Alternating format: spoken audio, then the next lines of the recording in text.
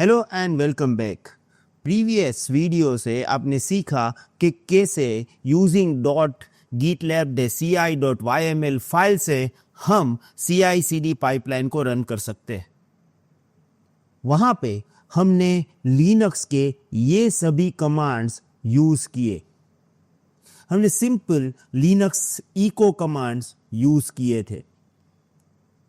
पर यहां पे एक बड़ा क्वेश्चन ये है कि ये जो कमांड्स रन हुए वो कहां पे रन हुए। हम gitlab.com से हमारी CI/CD पाइपलाइन रन कर रहे हैं। इवन हमारा कोई स्टैंड अलोन इंस्टेंस भी नहीं है, जो कि शायद लिनक्स हो सकता है, बट यहां पे तो सीधा gitlab.com ही है। तो ये लिनक्स कमांड एग्जीक्यूट एक्चुअली कहां पे हुए? आपके उसी क्वेश्चन का आंसर है GitLab रनर। कोई भी CI/CD पाइपलाइन को एग्जीक्यूट करने के लिए GitLab में दो कंपोनेंट्स बहुत ही मायने रखते हैं।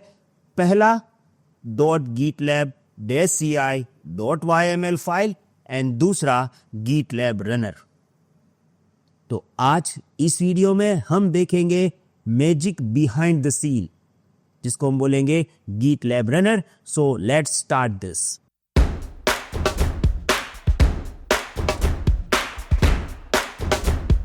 सबसे पहले इंट्रोडक्शन।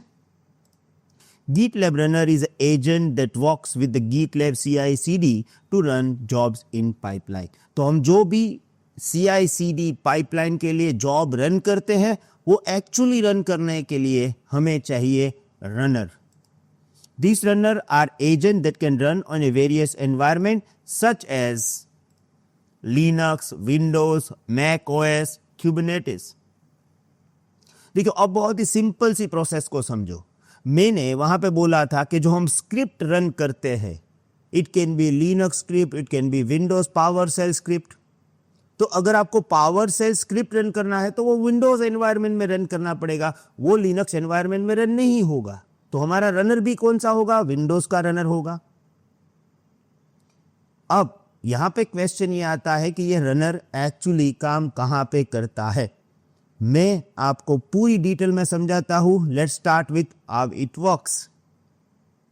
सबसे पहले when pipeline is trigger, for example by pushing the code to the repository, GitLab sends detail of the job to be run to the GitLab runner. The runner then executes the job according to the instructions in the .gitlab.ci.yml file and reports the result back to the GitLab। अब आप बोलोगे थोड़ा सा practically समझ लेंगे तो मजा आएगा। You are absolutely right. तो देखिए यहाँ पे मैं वही प्रोजेक्ट ओपन कर रहा हूँ जो हमने लास्ट वीडियो में यूज किया था। वहां पे हमने पाइपलाइन भी रन किया था। अब यहां पे अगर आप जाओगे बिल्ड के अंदर पाइपलाइन में, तो देखिए यहां पे आपकी जो पाइपलाइन रन हुई थी उसके रिजल्ट हमारे सामने आ रहे हैं। जैसे कि इको कमांड रन हुआ बिल्ड जॉब के अंदर, और इको कमांड का जो भी आउटपुट आया, जैसे हेलो क्लाउड फॉक्स, ये आउटपुट हमें यहां पे दिखाई दिया। तो ये जो स्क्रिप्ट रन हुई थी वो एक्चुअली रन हुई थी किसने? रनर में। अब रनर कहां से एक्सेस कर लेंगे, कैसे एक्सेस कर लेंगे, सब कुछ स्टेप बाय स्टेप। बट सबसे पहले हमें समझना पड़ेगा types of GitLab runner. Okay, सबसे पहला, there are two main types of GitLab runner that you can utilise for your CI/CD pipeline. अब ये रनर्स भी दो टाइप के हैं, एक सांस रनर एंड दूसरा सेल्फ मैनेज रनर।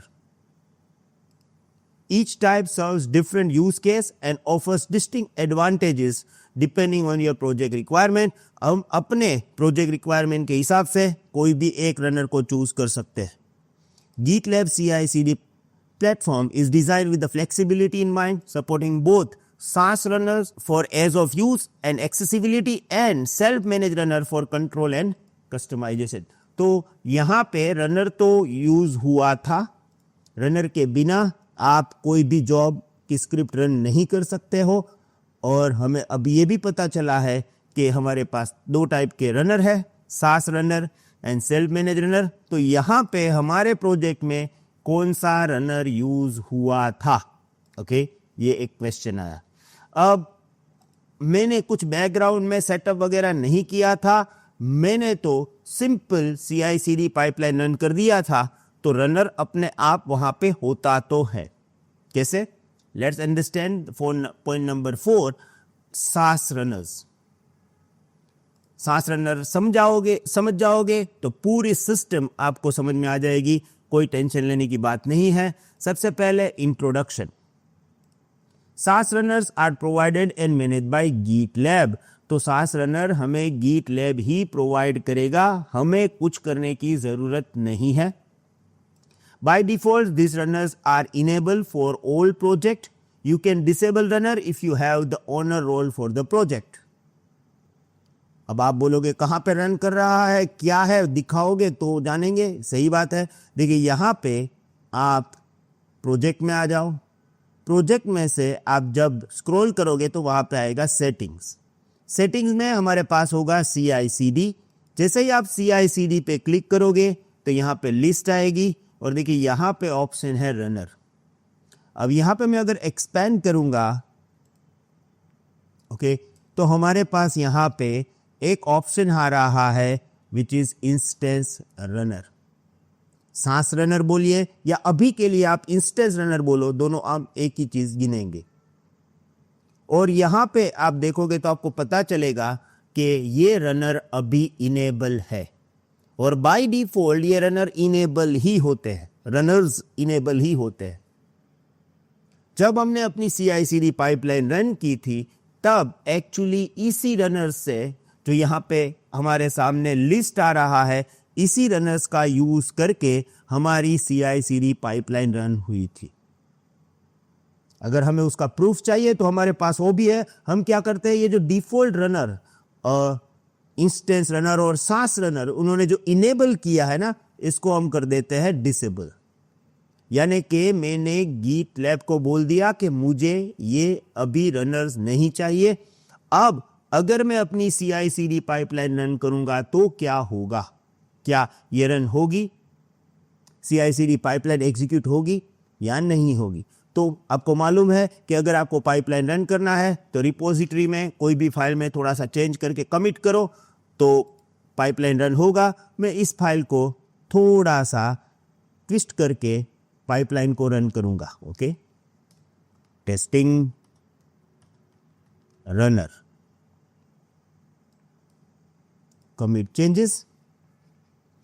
अब जाएंगे बिल्ड पाइपलाइन में और देखेंगे कि हमारे पाइपलाइन का स्टेटस क्या है।